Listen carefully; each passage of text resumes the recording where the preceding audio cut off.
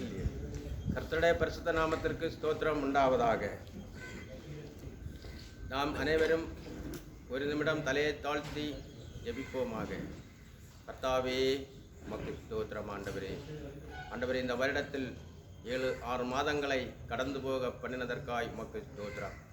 7வது மாதத்தில் முதல் திங்கட்கிழமை ஆண்டவரே, இந்த வேலை நாட்களாகிய இன்று நாங்கள் இந்த வேலை ஆட்களோடு நாங்கள் ஆண்டவரே உம்முடைய ஊழியக்காரர்களோடு நாங்கள் இணைந்து ஆண்டவரே இந்த ஜெபத்தை இந்த கூடுகையை நீங்கள் நடத்தி தருகிறதற்காய் உமக்கு ஸ்தோத்திரம் அப்பா. இங்கே வந்திருக்கிற அனைவரையும் ஆசீர்வதியுங்கப்பா. அனைவர் குடும்பங்களையும் ஆசீர்வதியுங்கப்பா. கர்த்தாவே, இங்கே வந்திருக்கிற செங்கல்கள் எல்லாம் வேகமாக எங்களுக்கு விற்பனையாக்கி தந்து உதவுங்கப்பா. அடுத்த கட்ட தொழில்களையும் எங்களுக்கு நடத்தி தந்து உதவுங்கப்பா. ஆண்டவரே, இங்கே எல்லா நன்மைகளையும் தந்து வேலை ஆட்களுக்கு மற்றும் இங்கே வந்திருக்கிறவர்கள் எல்லாம் சுகத்தை தாருங்க, பலனை தாருங்க, ஆசீர்வாதங்களை தாருங்க. என்ன தேவைகளோடு அவர்கள் மனதுகளில் நினைத்திருக்கிறார்களோ எல்லா தேவைகளையும் சந்தித்து எல்லாம் நிறைவாக்கி கொடுங்கப்பா. ஆண்டவரே, எல்லாம் நன்மையாக்கி தந்து உதவுங்க. மீட்பர் இயேசுவின் மூலம் ஜெபங்கேளும் நல்ல பிதாவே, ஆமேன். இன்றைக்கு நமக்கு எலியாவை குறித்து கர்த்தர் என்னோடு பேச வைக்கிறார். எலியா ஒரு தீர்க்கதரிசி. 1 ராஜாக்கள் 17வது அதிகாரம் 1வது வசனம். கீலேயாத்தின் குடிகளிலே திஸ்பியனாகிய எலியா ஆகாபை நோக்கி, என் வாக்கின்படியே அன்றி இந்த வருஷங்களிலே பனியும் மழையும் பெய்யாதிருக்கும் என்று இஸ்ரவேலின் தேவனாகிய கர்த்தருக்கு முன்பாக நிற்கிற நான் அவருடைய ஜீவனை கொண்டு சொல்லுகிறேன் என்றான். கீலேயாத்தின் குடிகள். கீலேயாத் என்று சொன்னால் இஸ்ரவேல் ஜனங்களுக்கு 2.5 கோத்திரத்திற்கு முதலில் பங்கிட்டு கொடுப்பான் மோசே. அது ஒன்று ஜோர்டான் நதிக்கு இந்த பக்கம் கிழக்கு பக்கம். அதில் ரூபன், காத்து, மனாசேயின் பாதி கோத்திரத்திற்கு பங்கிட்டு கொடுக்கிற அந்த இடம்தான் கீலேயாத்து. கீலேயாத்தின் குடிகளிலே திஸ்பியன் ஆகிய எலியா. திஸ்பியன் என்று சொன்னால் ஒன்றும் இல்லாதவன். நாம் இங்கே அநேக ஊழியக்காரர்களை பார்க்கும்போது அவர்களுடைய முன் தகப்பன் பேர், மூதாதையர்கள் பேர், அந்த வாரிசு வரும். யார் இன்னான் யார் என்று ஒரு இன்சியல் உண்டாகும். இந்த எலியாவுக்கு எந்த இன்சியலும் கிடையாது. யார் மகன், எந்த கோத்திரம், இவன் இஸ்ரவேல் கோத்திரம், யாக்கோவின் 12 கோத்திரத்தில் உள்ளவன் கிடையாது. இவன் கீலேயாத்திலே திஸ்பியனாகிய எலியா என்றுதான் நாம் இங்கே வேதத்திலே வாசிக்கிறோம். திஸ்பியன் என்று சொன்னால் அவனை இழந்தவன், மனைவி பிள்ளைகளை இழந்தவன், அவனுக்கு யாருமே கிடையாது. அப்படிப்பட்ட ஒரு சிறை வாழ்க்கை, தன்னையே இழந்து தன்னையே சிறை வாழ்க்கை வாழ்ந்து ஒப்புவிக்கிறவன் தான் இந்த திஸ்பியனாகிய எலியா. திஸ்பியன் என்று சொன்னால் அப்படித்தான். மத்தேயு 18வது அதிகாரத்திலே நாம் ஆண்டவர் இயேசு கிறிஸ்து ஒரு ஓமையை பேசுகிறார். ஒருத்தன் 10,000 தாலந்து கடன்படுகிறான். அவனுடைய ஆண்டவனிடத்தில் விசாரிக்க கொண்டு போகிறார்கள். அப்போது இந்த 10,000 தாலந்து கடன்பட்டவனை மனைவி பிள்ளைகள் எல்லோரும் சிறையில் அடைத்து அவனையும் சிறையில் அடைக்க வேண்டும் என்று அவனுடைய ஆண்டவன் உத்தரவு கொடுக்கிறார். அப்போது இவன் அந்த ஆண்டவனின் காலில் விழுந்து மன்னிப்பு கேட்கிறான். நான் இந்த கடனை உங்களுக்கு அடைத்து முடிப்பேன், எங்களை ஜெயிலிலே போடாதீங்க அப்படி என்று மன்னிப்பு கேட்கும்போது அவனுடைய ஆண்டவன் மனதிறங்கி அவனுக்கு மன்னித்து விட்டனுப்புவான். இந்த மன்னித்து விட்டனுப்பிய கடன்பட்டவன் நடந்து போய்கொண்டிருக்கும் போது அவனுக்கு கடன்பட்டவன், இந்த 10,000 தாலந்தை கடன்பட்டவன், அவனுக்கு உடன் வேலை செய்த கடன்பட்டவன் வழியில் காணும்போது அவனை பிடித்து அவனை கழுத்தை நெரித்து, ஏன் என்னுடைய கடத்தை மீட்டவில்லை என்று சொல்லி அவன் மனைவி பிள்ளைகளை எடுத்து சிறையிலே போடுவான். அப்போது கூட பார்த்து கொண்டிருக்கிறவர் போய் இந்த ஆண்டவனிடத்தில் சொல்லுவான், இப்படி நீங்கள் மன்னித்து விட்டீர்களே, அவனுக்கு கடன்பட்டவனை அவன் பிடித்து சிறையில் அடைத்திருக்கிறான், அவன் மனைவி பிள்ளைகளை அவர்கள் அனைவரையும் என்று. அப்படியே உடனே இந்த ஆண்டவன் இவனை பார்த்து 10,000 தாலந்து கடன்பட்டவனை கொண்டு வந்து அவன் மனைவி பிள்ளைகளை சிறையில் அடைத்து அவனை உபாதிக்கிறவன் தான் இந்த அப்படி எல்லாம் கடன்பட்டு நெருக்கப்பட்டு மனைவி பிள்ளைகளை இழந்து தன்னையே இழந்து தான் ஒரு அகதி போல வந்து நிற்கிறவன் தான் இந்த திஸ்பியனாகிய எலியா. இவன் கடவுளுக்காக எல்லாம் இழந்த போதும் கர்த்தரே தெய்வம், பாகால் தெய்வம் கிடையாது. அங்கே ஆகாப் என்றுள்ள ராஜா இஸ்ரவேல் தேசத்தை ஆண்டு கொண்டிருப்பார். ஆகாப் ராஜா இஸ்ரவேலின் 7வது ராஜா, உம்ரியின் மகன். அவன் பாகால்களை வணங்கி கொண்டிருப்பான். பாகால் தெய்வத்தை, கர்த்தர் தெய்வம் கிடையாது, பாகால் தான் தெய்வம் அப்படி என்று அங்கே அந்த நடைமுறை அந்த இஸ்ரவேல் முழுவதும் எல்லா ஜனங்களையும் பாவத்துக்குள் வழிநடத்தி விக்கிரகங்களை வணங்க வைத்து எல்லோரும் விக்கிர தோப்புகளை உண்டாக்கி பாகால் கோயில்களை உண்டாக்கி பாகால்களை நமஸ்கரித்து கொண்டிருப்பான். இந்த ஆகாப் ராஜா எல்லா ஜனங்களையும் ஆண்டவரிடத்தில் சேர்க்காமல் பாகாலிடத்தில் சேர்த்து கொண்டிருப்பான். இதை எலியா, இந்த ஒன்றுமில்லாமல் எல்லாம் இழந்த எலியா, திஸ்பியனாக எலியா சொல்வார், கர்த்தரே தெய்வம், கர்த்தர் தான் தெய்வம், நீங்கள் வணங்குகிற பாகால் தெய்வம் கிடையாது என்று. அப்போதுதான் அந்த காலகட்டத்தில் தான் இந்த ஆகாப் ராஜா என்ன செய்வார் என்றால், 1 ராஜாக்கள் 16:31 வசனத்தை நாம் வாசிக்கும் போது, நேபாத்தின் குமாரனாகிய யெரொபெயாமின் பாவங்களில் நடப்பது அவனுக்கு கொஞ்ச காரியம் என்று நினைத்தார் போல் அவன் சீதோனியரின் ராஜாவாகிய பாகாலின் குமாரத்தி யெசபேலை விவாகம் பண்ணினதும் அல்லாமல் அவன் போய் பாகாலையும் சேவித்து அதை பணிந்து கொண்டு, இவன் சமாரியாவிலே கோவில் கட்டுகிறான். இவனுடைய இந்த இஸ்ரவேல் தேசத்திற்கு அடுத்த தேசம் தீரு தேசத்துக்கு அடுத்த தேசம்தான் சீதோன் தேசம். இந்த சீதோன் தேசத்திலே இருந்துதான் அங்கே இருந்த பாகாலின் மகள் யெசபேல் என்று சொல்லுத பெண், மகாராணி, இளவரசி. இந்த இளவரசியை திருமணம் செய்து கொண்டு இந்த இளவரசி அங்கே வழிபட்டு கொண்டிருக்கிற பாகால் தெய்வத்தையும் கொண்டு இங்கே சமாரியாவிலே, இஸ்ரவேலின் தேசத்தின் தலைநகரம் சமாரியாவிலே கோவில் கட்டி பாகால் தெய்வத்தை வணங்குவார்கள்.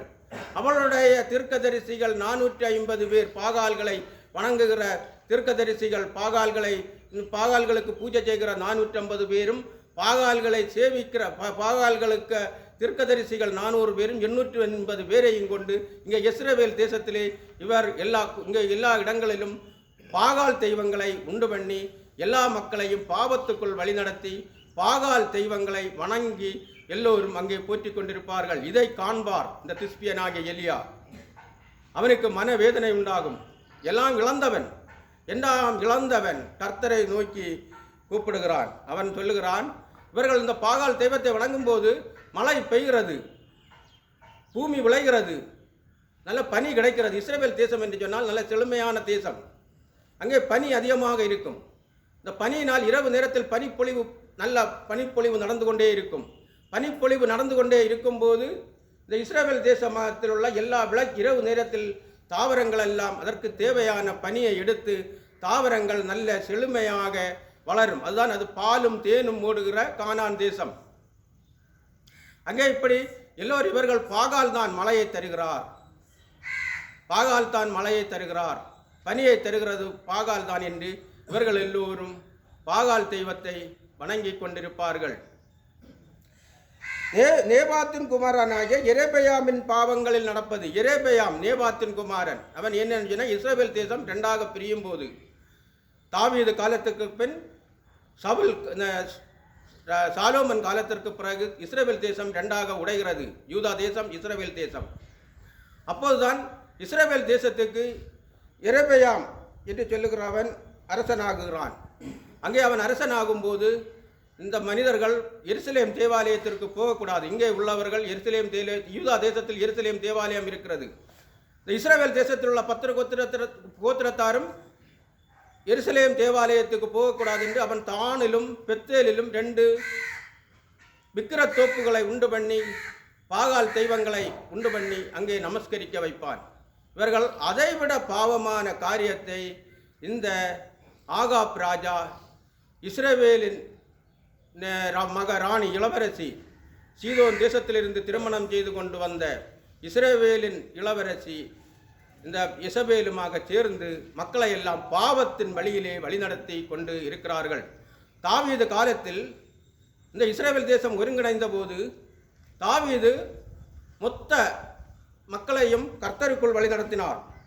எல்லாம் கர்த்தர் தான் தெய்வம் என்று சொல்லி பாகால்களை எல்லாம் விரட்டி அடித்து, இங்கிருந்து விரட்டி அடிக்கப்பட்டவர் தான் சீதோனியா, தீரு, மற்ற பக்கத்து தேசங்களில் எல்லாம் வந்து அங்கே வந்து பாகால்களை வழிபட்டு கொண்டிருக்கிறார்கள். இங்கே எல்லோரும் கர்த்தரை வழிபட்டு கொண்டிருந்த காலகட்டத்தில் இந்த நேபாத்தின் மகன் எரேமியாவையும் அவனை விட பாவமாக அதிக பாவமாக செய்து இந்த ஆகாப் ராஜாவும் யெசபேல் ராணியுமாக மக்களை பாவத்தில் வழிநடத்தி இங்கே மழை பெறுகிறதும் பூமி விளைகிறதும் பனி பொழிகிறதும் நமக்கு பாகால் தெய்வம்தான், பாகாலை தான் நீங்கள் வணங்க வேண்டும்.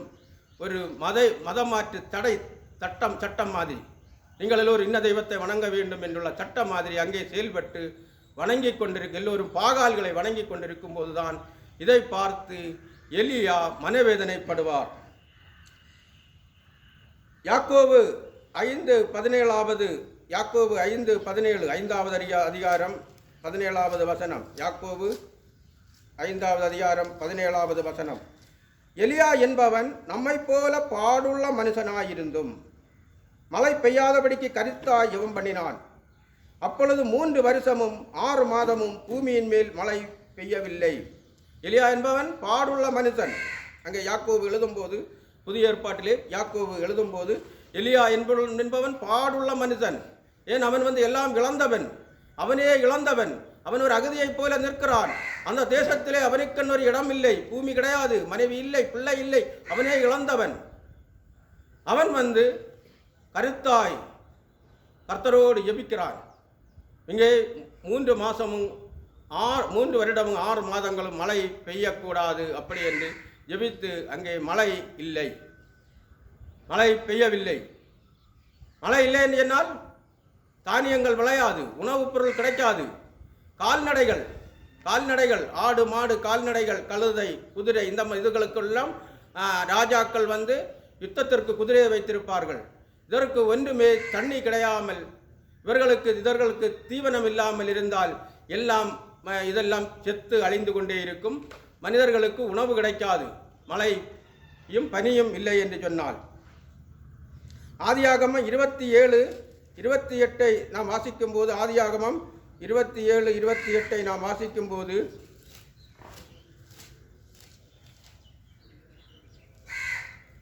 தேவன் உனக்கு வானத்து பனியையும் பூமியின் கொடுமையும் கொடுத்து மிகுந்த தானியத்தையும் திராட்சரசத்தையும் தந்தருளுவாராக. இங்கே ஈசா என்று நினைத்து, தன்னுடைய மூத்த மகன் ஈசா என்று நினைத்து ஈசாக்கு யாக்கோவுக்கு ஆசீர்வாதத்தை கொடுக்கிறார். யாக்கோவு ஈசாவை போல ஆசீர்வாதத்தை வாங்க போகும்போது இங்கே ஈசாக்கு யாக்கோவுக்கு கொடுக்கிற ஆசீர்வாதம் தான். தேவன் உனக்கு வானத்து பனியையும் பூமியின் கொழுமையையும் கொடுத்து மிகுந்த தானியத்தையும் திராட்சரசத்தையும் தந்தருளாக. வானத்து பனி என்று சொன்னால், வானத்து பனி முக்கியமானது. தாவரங்கள் விருட்சங்கள் நல்ல ஒரு செழுமையாக வளர்வதற்கு முக்கியமானது வானத்து பனி. உபாகமம் 33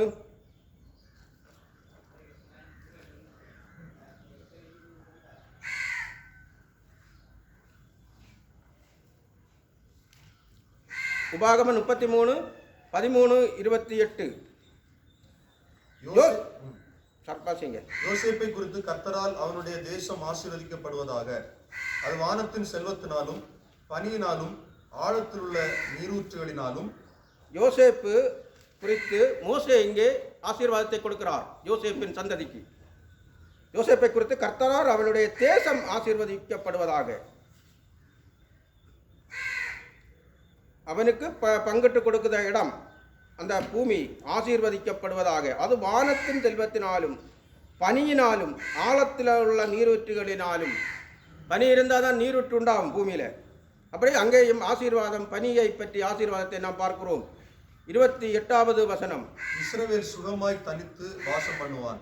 யாக்கோபின் ஊற்றானது தானியமும் திராட்சரசம் உள்ள தேசத்தில் இருக்கும். அவருடைய வானமும் பனியை பெய்யும். இஸ்ரவேல் ஜனங்கள் சுகமாய் தனித்து வாசம் பண்ணுவான். யாக்கோவின் ஊற்றானது தானியமும் திராட்சரசம் உள்ள தேசத்திலே இருக்கும். அவருடைய வானமும் பனியை பெய்யும். பனி ஒரு முக்கியமானது. வானம் பனியை பெய்யும். இரவு நேரத்தில் பனியை வானம் பெய்து கொண்டே இருக்கும். அந்த பனி பெய்து கொண்டிருக்கும் போதுதான் திராட்சரசம் அங்கே உருவாகும். திராட்சரசம் அவர்கள் சாப்பிடும்போது அவர்களுக்கு முகக்கலை உண்டாகும், அவர்களுக்கு ஆரோக்கியம் உண்டாகும், அவர்களுக்கு மகிழ்ச்சி உண்டாகும்.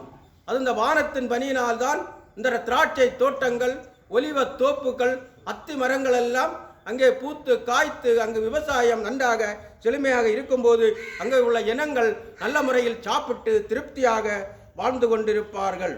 உபாகமம் 11, 16, 17.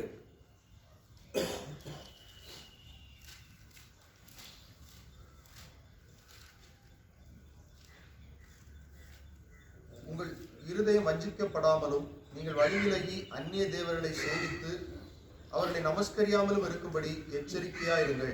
இல்லாவிடில் கர்த்தருடைய கோபம் உங்கள் மேல் மூடி மழை பெய்யாமற் போகவும் தேசம் தன் பலனை கொடாமல் இருக்கவும் வானத்தை அடைத்து போடுவார். கர்த்தர் உங்களுக்கு கொடுத்த நல்ல தேசத்திலிருந்து நீங்கள் சீக்கிரத்தில் அழிந்து போவீர்கள். இங்கே இவர்கள் இஸ்ரவேல் ஜனங்களுக்கு மோசே கற்றுக் கொடுக்கிறார். என்ன கற்றுக் கொடுக்கிறார்? உங்கள் இருதயம் வஞ்சிக்கப்படாமலும் நீங்கள் வழி விலகி அந்நிய தேவர்களை சேவித்து அவர்களை நமஸ்கரிக்காமலும் இருக்கும்படி எச்சரிக்கையாயிருங்கள். அந்நிய தேவர்களை சேவித்து அவர்களை நமஸ்கரிக்காமல் இருக்கும்படி எச்சரிக்கையாயிருங்கள். இல்லாவிடில் கர்த்தருடைய கோபம் உங்கள் மேல் மூண்டு மழை பெய்யாமற் போகவும் தேசன் தன் பலனை கொடாமல் இருக்கவும் வானத்தை அடைத்து போடுவார். கர்த்தர் உங்களுக்கு கொடுத்த நல்ல தேசத்திலிருந்து நீங்கள் சீக்கிரத்தில் அழிந்து போவீர்கள். மழையை பெய்ய வைக்கிறவர் கர்த்தர், மழையை பெய்யாமல் வைக்கிறவர் கர்த்தர். எல்லாம் கர்த்தர் கண்ட்ரோலில் தான் மழை இருக்கிறது. மழையில் உலகமே கர்த்தருடைய கண்ட்ரோலில் தான் இயங்கிக் கொண்டிருக்கிறது. 1 ராஜாக்கள் 8வது அதிகாரம் 35, 36வது வசனம். 1 ராஜாக்கள் 8வது அதிகாரம் 35, 36வது வசனம். அவர்கள் வாசிங்க. அவர்கள் உமக்கு விரோதமாய் பாவம் செய்ததினால் வானம் அடைக்கப்பட்டு மழை பெய்யாதபடி இருக்கும்படி போது அவர்கள் இந்த ஸ்தலத்துக்கு நேராக விண்ணப்பம் செய்து உம்முடைய நாமத்தை அறிக்கை பண்ணி தங்களை தேவரீர் கிளேசப்படுத்துகையில் தங்கள் பாவங்களை விட்டு திரும்பினால் பரலோகத்தில் இருக்கிற தேவரீர் கேட்டு உமது அடியாரும் உமது ஜனமாகி இஸ்ரவேலும் செய்த பாவத்தை மன்னித்து அவர்கள் நடக்க வேண்டிய நல்வழி அவர்களுக்கு போதித்து தேவரீர் உமது ஜனத்திற்கு சுதந்திரமாய் கொடுத்த உமது தேசத்தில் மழையை பெய்ய கட்டளையிடுவீராக. சாலோமன் ராஜா இஸ்ரவேலின் முதல் தேவாலயத்தை கட்டி முடித்து ஓப்பன் பண்ணது அன்றைக்கு சாலோமன் ராஜா அங்கே ஜெபிக்கிறார். என்ன ஜெபிக்கிறார்? உமக்கு விரோதமாக பாவம் செய்து வானம் அடைபட்டு மழை பெய்யாமல் இருந்தால் மனந்திரும்பி உம்மை நோக்கி இந்த தேவாலயத்தை நோக்கி ஜெபம் பண்ணும்போது மழையை பெய்து மழையை கொடுத்து அவர்கள் தேசத்தை அவர்களுக்கு நல்ல பலனை கொடுப்பீராக.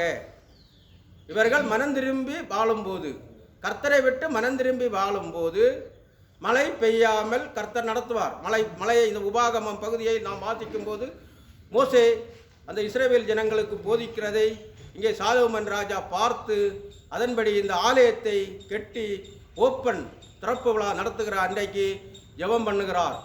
இந்த இனங்கள் மனந்திரும்பி அந்நிய தேவர்களை சேவிக்கும் போது மழை பெய்யாமல் தடை பண்ணுவீர்.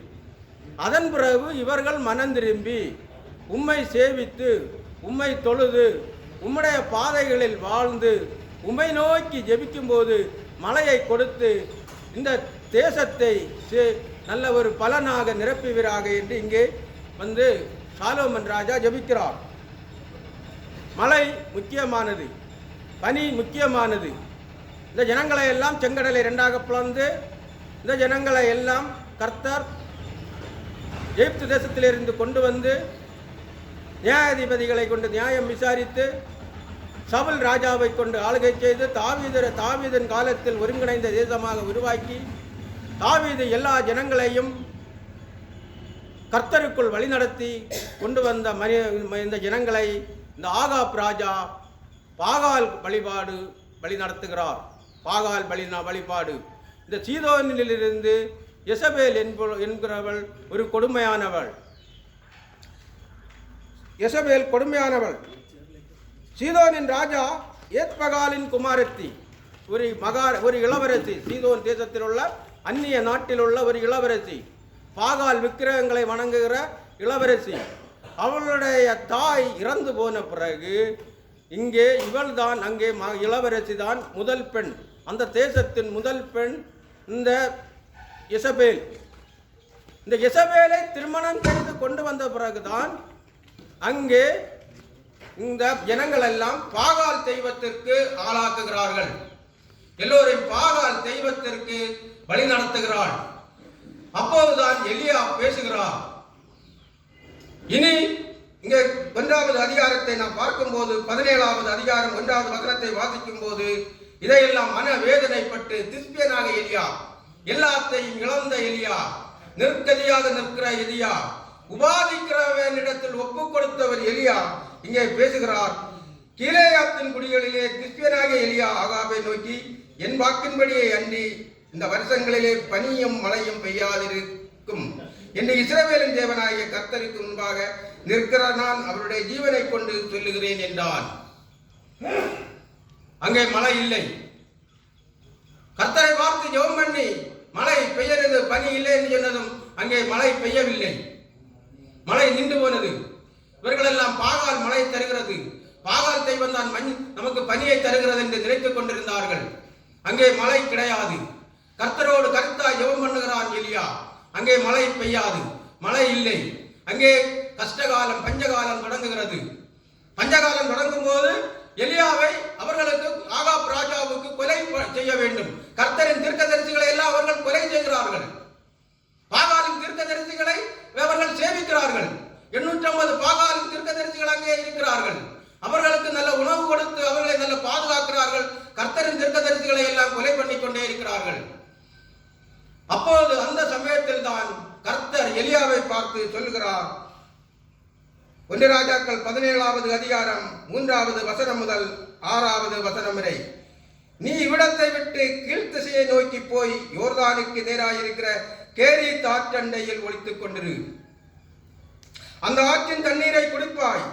அங்கே உன்னை போஷிக்க காகங்களுக்கு கட்டளையிடுவேன் என்றார். அவன் போய் கர்த்தருடைய வார்த்தையின்படியே யோர்தானுக்கு நேராயிருக்கிற கேரீத் ஆற்றை இண்டையிலே தங்கியிருந்தான். காகங்கள் அவனுக்கு விடியற்காலத்தில் அப்பமும் இறைச்சியும் சாயங்காலத்தில் அப்பமும் இறைச்சியும் கொண்டு வந்தது. காகத்திற்கு அந்த ஆற்றின் தண்ணீரை குடித்தான்.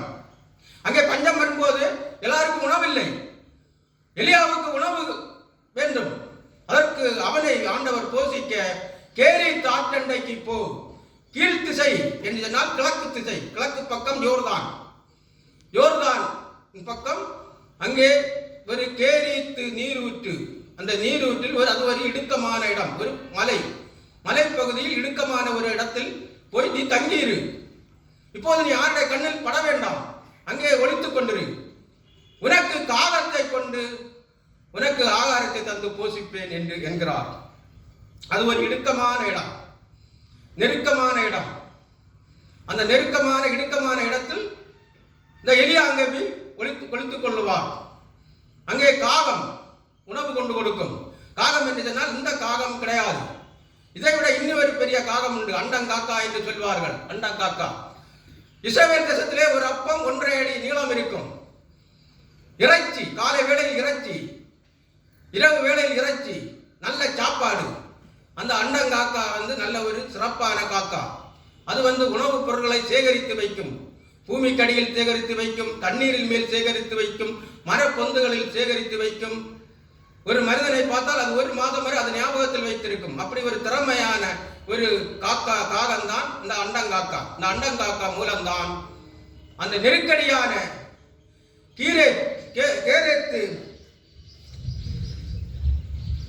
கேரீத் ஆற்றண்டையில், இது யோர்தான் நதியின் பக்கத்தில் ஒரு மலை இடுக்கமான இடம்.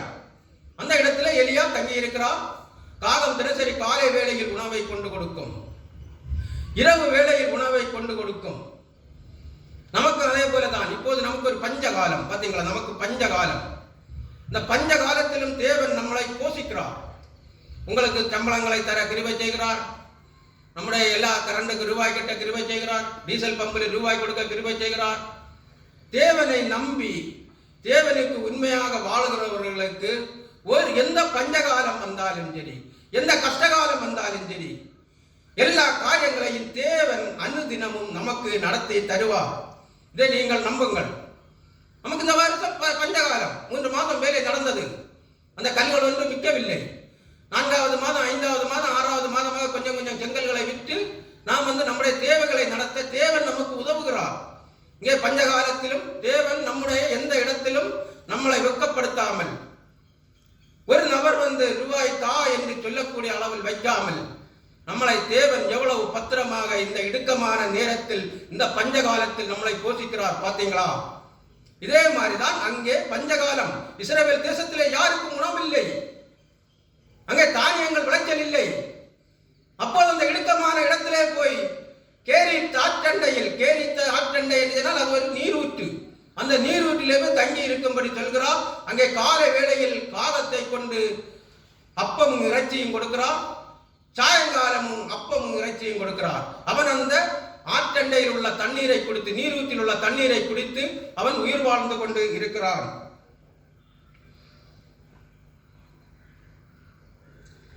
அவருக்கு அடுத்து 17வது அதிகாரம் 9 முதல் 13 வசனம். நீ எழுந்து சீதோனுக்கு அடுத்த சாரிபாத் ஊருக்கு போய் அங்கே தங்கியிரு. உன்னை பராமரிக்கும்படி அங்கே இருக்கிற ஒரு விதவைக்கு கட்டளையிட்டேன் என்றார். நீ எழுந்து சீதோனுக்கு அடுத்த சாரிபாத் ஊருக்கு போய் உன்னை பராமரிக்கும்படி அங்கே இருக்கிற ஒரு விதவைக்கு கட்டளையிட்டேன் என்று கர்த்தர் எலியாவோடு இங்கே கேரித்த ஆற்றண்டையில் தண்ணீர் வற்றுகிறது. மழை இல்லை, அங்கே குடிப்பதற்கு தண்ணி இல்லை. தண்ணி இல்லைனால் உயிர் வாழ முடியாது. அப்போது எங்கே போகிறார்? சீதோன் தேசம். இந்த இஸ்ரவேல் தேசம் தாண்டி அடுத்து தீரு என்றுள்ள தேசம் தாண்டி தான் சீதோன் தேசம். நாம் இப்ப இந்தியாவிலிருந்து பாகிஸ்தான் தாண்டி ஆப்கானிஸ்தான் போறது மாதிரி என்று நினைத்துக் கொள்ளுங்கள். இவர் மயிர் உடை தரித்து மனிதனாக வார்க்கச்சை கட்டினவனாக இவன் நடந்து போக வேண்டும், சாரிபாத்துக்கு போக வேண்டும். அங்கே ஒரு விதவைக்கு தான் கட்டளையிடுகிறார். விதவையின் வீட்டில் இவன் போக வேண்டும். அங்க விதவைக்கு கட்டளையிட்டேன் என்று சொல்கிறார். அப்போ விதவையிடத்தில் அவர் பேசியாச்சு, இப்படி ஒரு தீர்க்கதரிசி வருவார், நீ அவருக்கு உணவு கொடுத்து அவரை போஷிக்க வேண்டும், பாதுகாக்க வேண்டும் என்று கர்த்தர் இந்த விதவையோடு பேசியிருக்கிறார். அப்படியே அவன் எழுந்து சாரிபாத்துக்கு போனான். அவன் சொல்லுகிறத உடனே கர்த்தர் சொல்லுகிறத உடனே அவன் அப்படியே கீழ்ப்படுகிறான், கர்த்தருக்கு கீழ்ப்படுகிறான். இங்கே அப்படிதான் கர்த்தருக்கு கீழ்ப்படிந்துதான் இந்த கூட்டத்தை நாம் நடத்துகிறோம். இந்த கூட்டத்தை பெருமைக்கு வேண்டி நடத்தவில்லை, கர்த்தருக்கு கீழ்ப்படிந்து நடத்துகிறோம். நாம் முன்னாடி உள்ளதை நினைத்துக் கொள்ள வேண்டும். முன்னாடி நம்முடைய முன்காலங்களில் உள்ளதை நாம் நினைத்துக் கொள்ள வேண்டும். இப்போது நாம் கஷ்டம் வந்தாலும் நாம் எப்படி இருந்தோம், எப்படி வந்தோம், எப்படி தேவன் நம்மளை அதிசயமாக வழி நடத்தி இருக்கிறார். உங்கள் வீடுகளில் அப்படிதான் எப்படி நாம் வாழ்ந்தோம், எப்படி இருந்தோம், இப்போது தேவன் எப்படி வழி நடத்துகிறார் என்று நீங்கள் உணர்ந்து கொள்ள வேண்டும். முன்னாடி உள்ளதை உணர்ந்து கொள்ள வேண்டும். இஸ்ரவேல் ஜனங்கள் செங்கடலை பிளந்து பார்வோனின் 10 வாதைகளை வீழ்த்தி இந்த ஜனங்களை வழிநடத்தி 40 வருடம் பாலும் இந்த விடியற்காலம் மன்னாவை எல்லாம் கொடுத்து, கற்பாறையில் இருந்து தண்ணீரை கொடுத்து, கடலில் இருந்து காளைகளை வரவழைத்து கொடுத்து எல்லாம் போஷிக்க கொடுத்தாலும் கர்த்தரை யாரும் நம்பவே இல்லை. அதுதான் அங்கே 2 பேர் மட்டும் வந்தார்கள், காலேபும் யோசுவாவும். மற்ற எல்லாருமே அங்கே இருந்து கிளம்பினவர்கள் எல்லாருமே இந்த 40 வருடத்திலாக மரித்து போகிறார்கள். இவன் எலியா நம்புகிறான், தேவனுடைய வார்த்தையை கீழ்ப்படுகிறான். அப்படியே அவன் எழுந்து சாரிபாத்துக்கு போனான். அந்த பட்டணத்தின் ஒலிமுக வாசலுக்கு அவன் வந்தபோது அங்கே ஒரு விதவை விரவு பொறுக்கிக் கொண்டிருந்தாள். அவன் அவளை பார்த்து கூப்பிட்டு, நான் குடிக்கிறதற்கு கொஞ்சம் தண்ணீர் ஒரு பாத்திரத்தில் எனக்கு கொண்டு வா என்றான். இவன் அப்படியே நடந்து ஒலிமுக வாசல் என்று சொன்னால் ஒரு பட்டணத்தின் ஃப்ரண்ட் என்ட்ரன்ஸ், இந்த சீதோன் தேசத்தின் பட்டணத்தின் என்ட்ரன்ஸ், இந்த ஒலிமுக வாசல். அந்த வாசல்ல தான் இந்த சாரிபாத் என்றுள்ள அவளுடைய பெயர் குறிப்பிடவில்லை, அந்த இடத்தின் விதவை, அந்த ஊரின் விதவை, அப்படிதான் இங்கே வேதத்தில் எழுதப்பட்டுள்ளது. வந்தபோது அங்கே அவள் விறகு பொறுக்கிக் கொண்டிருந்தால் அவன் அவளை பார்த்து கூப்பிட்டு, நான் குடிக்கிறதற்கு கொஞ்சம் தண்ணீர் ஒரு பாத்திரத்தில் எனக்கு கொண்டு வா என்றான். இவனுக்கு தோணுகிறது, எலியாவுக்கு, கர்த்தர் சொன்ன பெண் இவள்தான், இவளிடத்தில் நாம் தண்ணீர் கேட்போம், முதலில் அவள் என்ன பேசுகிறாள் என்று நினைத்து அந்த விதவையினிடத்தில் போய் தண்ணீர் கேட்கும் போது அவள் தண்ணீர் கொண்டு வரப்போகிறாள். கொண்டு வர அவள் போகிற போது அவன் அவளை நோக்கி கூப்பிட்டு, கொஞ்சம் அப்பமும் உன் கையிலே எனக்கு கொண்டு வா என்றான். கொண்டு வர தண்ணி எடுக்க போகிறான். இவளுக்கு தெரியும் கர்த்தர் நமக்கு கட்டளையிட்ட தேவ மனிதன் இந்த ஆள் தான் என்று நினைத்து உடனே தண்ணி எடுக்க போகும்போது இந்த எலியா நினைக்கிறாள், ஓ கர்த்தர் சொன்ன பெண் விதவை இவள் தான், இவளிடத்தில் அப்போது தண்ணி எடுக்க போகிறாளே, நமக்கு எனக்கு ஒரு அடையும் தண்ணியும் அடை கூட கொண்டு வா என்று அப்பமும் கொண்டு வா என்று என்கிறான். அதற்கு அவள், பானையில் ஒரு பிடி மாவும் கலையத்தில் கொஞ்சம் எண்ணெயுமே அல்லாமல் என்னிடத்தில் வரும் அடையும் இல்லை என்று உம்முடைய தேவனாகிய கர்த்தருடைய ஜீவனை கொண்டு சொல்லுகிறேன். இதோ நானும் என் குமாரனும் சாப்பிட்டு செத்து போக அதை எனக்கும் அவனுக்கும் ஆயத்தப்படுத்துவதற்கு 2 விறகு பொறுக்க போகிறேன் என்றாள். அவள் சொல்லுகிறாள், பானையில கொஞ்சம் அடை, எண்ணெயில என் கலையத்தில எண்ணெய் கொஞ்சம் எண்ணெய் தான் இருக்குது, இன்றைக்கு நாங்கள் இதை உண்டு பண்ணி சாப்பிட்டு செத்து போகிறோம், அதற்காக 2 விறகு பொறுக்க போகிறேன் என்று இங்கே சொல்கிறாள். அப்பொழுது எலியா அவளை பார்த்து, பயப்படாதே, நீ போய் உன் வார்த்தையின்படி ஆயத்தப்படுத்து, ஆனாலும் முதலிலே அதிலே எனக்கு ஒரு சிறிய அடையை பண்ணி என்னிடத்தில் கொண்டு வா, பின்பு உனக்கும் உன் குமாரனுக்கும் பண்ணலாம். அப்போது சொல்கிறான், எலியா சொல்கிறான், பயப்படாதே, நீ முதல்ல எனக்கு கொண்டு வா, அப்போது உனக்கும் உன் மகனுக்கும் சாப்பிடலாம், ஒரு சிறிய அடையை கொண்டு வா என்று சொல்கிறான். ஆனால் இங்கே இந்த சாரிபாத் விதவை, அங்கே விதவை சீதோன் தேசத்திலே விதவைகள் என்று சொன்னால் அவர்கள் ஒரு சாபம் பிடித்தவர்கள். இந்த தேசத்தில் அவர்கள் இருந்தால் நம்முடைய ஆசீர்வாதங்கள் எல்லாம் தடைபட்டு போகும் என்று சொல்லி அங்கே பட்டணத்துக்குள் அந்த சீதோன் தேசத்துக்குள்ளாலே விதவைகளை யாரும் தங்க வைக்க மாட்டார்கள். விதவைகளை அதனுடைய ஒலிமுக வாசலில் இருந்து அந்த தேசத்தை விட்டு அந்த வாசல் எல்லையோரங்களில் அந்த தங்க வைப்பார்கள். அதுதான் சாரிபாத் என்றுள்ள ஊர். அந்த சாரிபாத் ஊரிலே அவள் வாழ்ந்து கொண்டிருக்கிறாள். யுத்தங்கள் வரும்போது முதலில் இப்படி எலிகளில் இந்த குஷ்டரோகம் பிடித்தவர்கள், ஊரிலிருந்து வெறுக்கப்பட்டவர்கள், ஒதுக்கப்பட்டவர்கள், அந்த எல்லையோரங்களில் வாழ்கிறவர்களை தான் முதலில் யுத்தம் பண்ணுகிறார்கள். அவர்களோடு யுத்தம் பண்ணுவார்கள். கொள்ளை அடிக்கிறவர்களும் அவர்களை கொள்ளையடித்துக் கொண்டு போவார்கள். எவ்வளவு வசதி வாய்ப்பில் இருந்த பெண் பிள்ளையா இருந்தாலும் புருஷனை இழந்த பிறகு அவள் ஒரு விதவை, அவளுக்கு அந்த தேசத்தில் வாழ முடியாது. அவளை அந்த எல்லைகளில், அந்த எல்லைதான் சாரிபாத்து, சீதோன் தேசத்தின் எல்லை, அந்த ஒலிபூகா வாசல், பட்டணத்தின் வாசலின் எல்கைகளில் தான் இந்த சாரிபாத்து விதவை வாழ்ந்து கொண்டிருக்கிறாள். நம்முடைய தேசத்திலும் நமக்கு ஒரு புருஷனை இழந்த பெண் என்றால் நல்ல காரியத்தில் பங்கெடுக்க விட மாட்டார்கள். நல்ல காரியத்தில் அவர்களை பங்கெடுக்க விட மாட்டார்கள். புருஷனை இழந்தவளா, இவள் ராசி இல்லாதவள், இவள் ஒதுக்கப்பட்டவள், நல்ல காரியம், ஒரு திருமண காரியம், ஒரு கிட்ட ஒன்று அவளை அனுமதிக்க மாட்டார்கள். முன்காலங்களில் மாலை போடக்கூடாது. முன்காலங்களில் ஒரு புருஷன் இறந்து போனால் உடனடியாக மனைவியையும் உடன்கட்டை ஏற வைப்பார்கள். மனைவியை உடன்கட்டை ஏறவில்லை என்றால் நகைகள் எல்லாம் கலத்தி வெள்ளை துணியை உடுத்தி அவளை அலங்கோலகமாக காட்சியளிக்க வைப்பார்கள். அவள்களை ராசி இல்லாதவள், அவள் ஆசீர்வாதம் இல்லாதவள், அவள் சாபம் பிடித்தவள் என்று சொல்லி அவளை ஒதுக்குவார்கள். இதே மாதிரி தான் அங்கே சீதோன் தேசத்திலே இந்த சாரிபாத் ஊரிலே இந்த விதவை ஒரு ஒதுக்கப்பட்ட பெண், ஒரு ஒடுக்கப்பட்ட பெண், எல்லாராலையும் மிதிக்கப்பட்ட பெண் அங்கே வாழ்ந்து கொண்டிருக்கிறாள். ஆனால் அவள் வசதி உள்ளவள் என்று சொன்னால் எப்படி என்று நான் பார்க்கும்போது 19வது வசனத்தை நாம் வாசிக்கும் போது 1வது அதிகாரம் 17வது அதிகாரம் 19வது வசனத்தை நாம் வாசிக்கும் போது, அதற்கு அவன், உன் குமாரனை என்னிடத்தில் தா என்று சொல்லி அவனை அவள் மடியிலிருந்து எடுத்து நான் தங்கியிருக்கிற மேல் வீட்டிலே அவனை கொண்டு போய் தன் கட்டிலின் மேல் வைத்து, மேல் வீடு, அன்னைக்கு அவள் 2800 வருடங்களுக்கு முன் நடக்கிற சம்பவம் இது. 2800 வருடங்கள், கிறிஸ்துவுக்கு முன் 800 வருடங்களுக்கு முன்பு நடக்கிற சம்பவம். அவள் என்று மாடி வீடு கட்டி இருக்கிறாள். அப்போது அவள் வசதி படைத்தவள், ஆனால் எல்லோராலும் மிதிக்கப்பட்டவள், ஒடுக்கப்பட்டவள். ஒடுக்கப்பட்ட குடும்பத்தில் பிறந்த ஒடுக்கப்பட்ட ஒரு பெண்ணைத்தான் கர்த்தர் அங்கே தெரிந்தெடுக்கிறார்.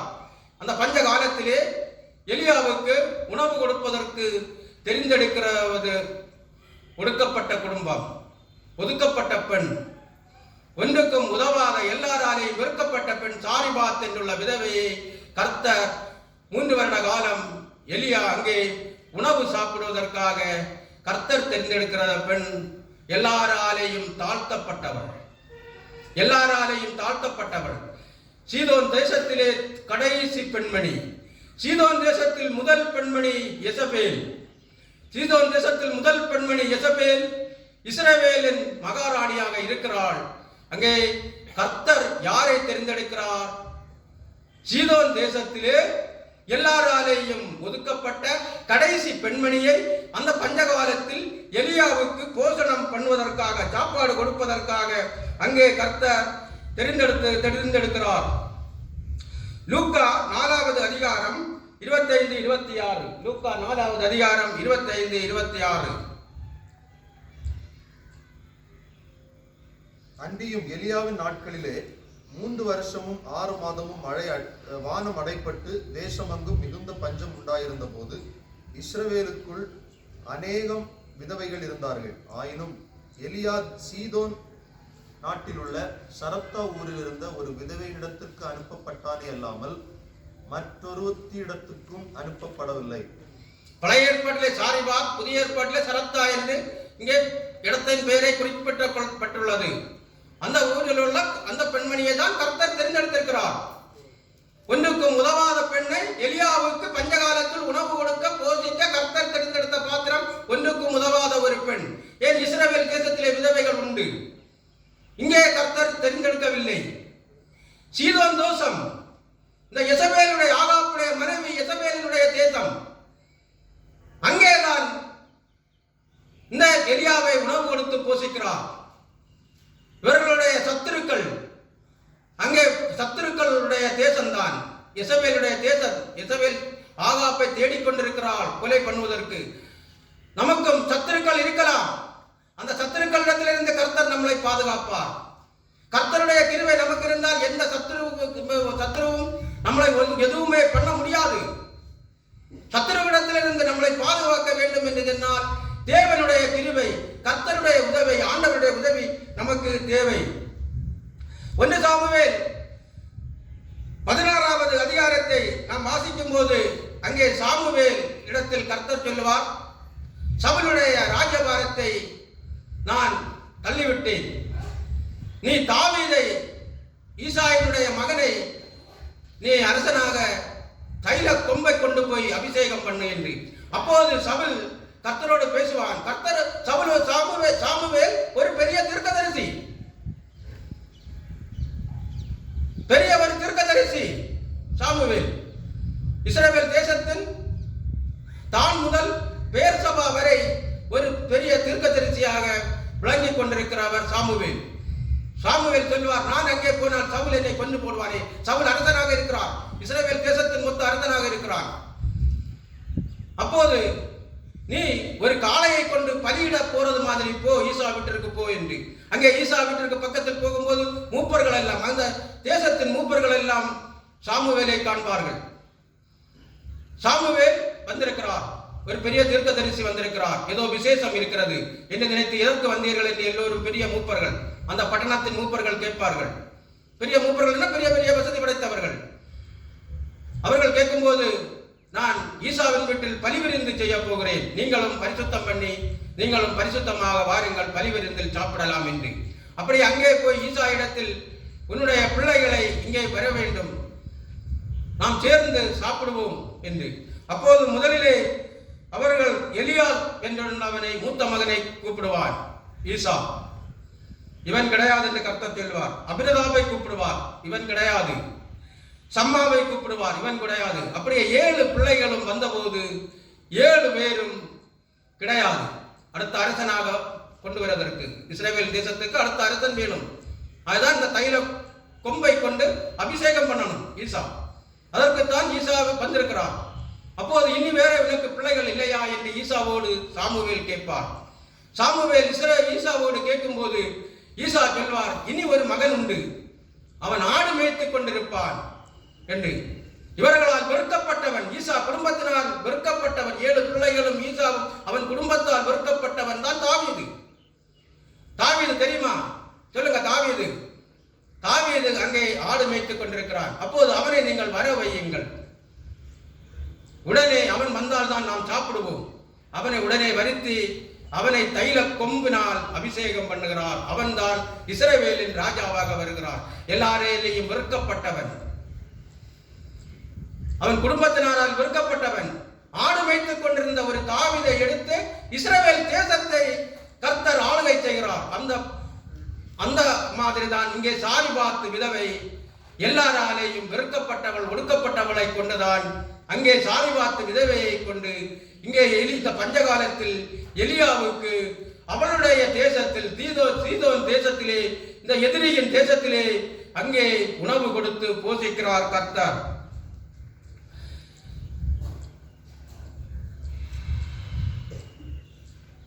ஒன்று கொரிந்தியர் 1வது அதிகாரம் 27-28 வசனம். 1 கொரிந்தியர் 1வது அதிகாரம் 27-28 வசனம். ஞானிகளை வெட்கப்படுத்தும்படி தேவன் உலகத்தில் பைத்தியமானவைகளை தெரிந்து கொண்டார். பலமுள்ளவைகளை வெட்கப்படுத்தும்படி தேவன் உலகத்தில் பலவீனமானவைகளை தெரிந்து கொண்டார். உள்ளவைகளை அவமாக்கும்படி உலகத்தில் இழிவானவைகளையும் அற்பமாய் எண்ணப்பட்டவைகளையும் இல்லாதவைகளையும் தேவன் தெரிந்து கொண்டார். நீங்கள் அற்பமாக இருக்கிறீர்களா? உங்களை எல்லோரும் அற்பமாக பார்க்கிறார்களா? அப்போது உங்களை ஆண்டவர் உயர்த்துவார். அந்த அற்பமாக நினைக்கிறவர்கள் மத்தியில் உங்களை உயர்த்துவார். கர்த்தரால் முடியும். அற்பமாக நினைக்கலாம். ஒரு ஞானம் இல்லாத ஞானிகள், அதிக ஞானிகள் இருப்பார்கள். அந்த ஞானிகள் இடத்தில் இருந்துதான் ஒரு ஞானமும் இல்லாதவனை எடுத்து கர்த்தர் பயன்படுத்துவார். அதான் நான் இங்கே வாசிக்கிறோம். எல்லாரும் ஞானவான்களாக இருக்கிறார்கள்.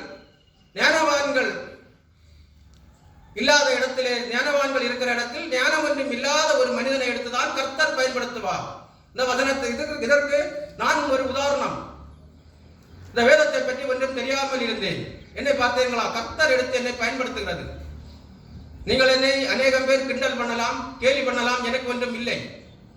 என்னை 2017வது வருடத்தில் நான் பார தொழிலை நிறுத்துகிறேன் என்று ஒரு இன்ஸ்பெக்டரிடம் சொல்லுகிறேன்.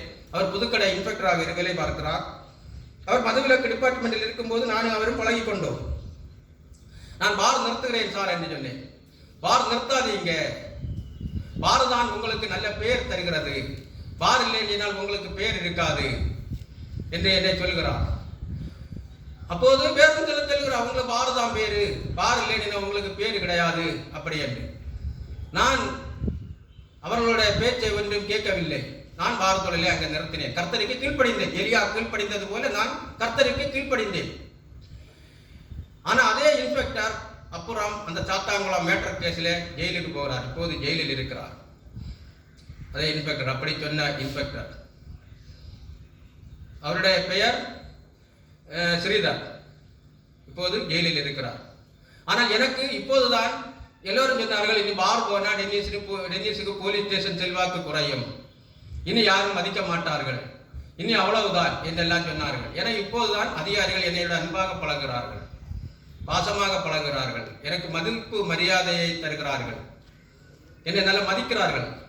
அன்றைய தினம் அன்றைய காலகட்டங்களில் எனக்கு உதவி செய்வார்கள், எல்லாம் செய்வார்கள். அதை விட எனக்கு இப்போது நல்ல மதிப்பு மரியாதையை தருகிறார்கள். இப்போது ஒரு இன்ஸ்பெக்டர் வந்திருக்கிறார், பேசும்போது பிரைஸ் தலாட் என்று தான் பேசுவார்கள், பிரைஸ் தலாட் என்று பேசுவார்கள். இப்போது நம்முடைய சுள்ளையில் ஒரு சம்பவம் வந்தது. போஸ்கோ சட்டத்தில் போட வேண்டியது அந்த பையனை, என்னடா கரைஞ்சி விழிச்சதுனால நான் சொல்லி அவங்கள்ட்ட சொல்லி, சரி நம்ம செங்கல் சூழலை கஞ்சி வைக்கிற ஒரு பையனாக்கும், அவங்கள மகளுக்கு மகன் பாவம் ஒன்று விட்டு தள்ளுங்கன்னு சொல்லி கம்ப்ளைண்ட் கொடுத்தவங்கக்கிட்ட மறு கம்ப்ளைண்ட் அவங்க மைண்டை பிரெயின் வாஷ் பண்ணி மறு கம்ப்ளைண்ட் வாங்கி அவர்களை அந்த பையனை சரி ஒரு வெற்றி கேஸ் போட்டு விடுகிறார்கள், உடனே விடுகிறார்கள். இது ஏன்? கர்த்தருடைய கிருபை. அந்த நம்மளை நல்ல ஒரு மனிதன் என்று அவர்கள் நினைக்கிறார்கள். அவர் நல்ல மனிதர், அவர் சொன்ன உண்மையாக தான் இருக்கும். நாம் அவருக்கு அப்படி என்று அந்த அதிகாரிகளுடைய உள்ளத்தில் கர்த்தர் கிருபை செய்வார். அதனால் நாம் கர்த்தரின் வார்த்தையின்படி நாம் வாழ வேண்டும். இங்கே எலியா கர்த்தருக்கு கீழ்ப்படிந்து வாழ்கிறார். கர்த்தர் ஒன்றுமில்லாத சாரிபாத்தை கொண்டு அங்கே போஷிக்கிறார். ஒன்றுக்கும் தகுதி இல்லாத ஆடு மேய்த்துக் கொண்டிருந்த தாவீதை கொண்டு இஸ்ரவேல் தேசத்தை ஆளுகை செய்கிறார். ஒன்றும் ஞானம் இல்லாத என்னை ஆண்டவர் எடுத்து ஒவ்வொரு மாசமும் 4 கூடுகையை பேச வைக்கிறார். இது சாதாரண காரியம் இல்லை. ஒவ்வொரு மாதமும் மீட்டிங் நடந்து, இது ஜாலிக்கு நடத்ததல்ல.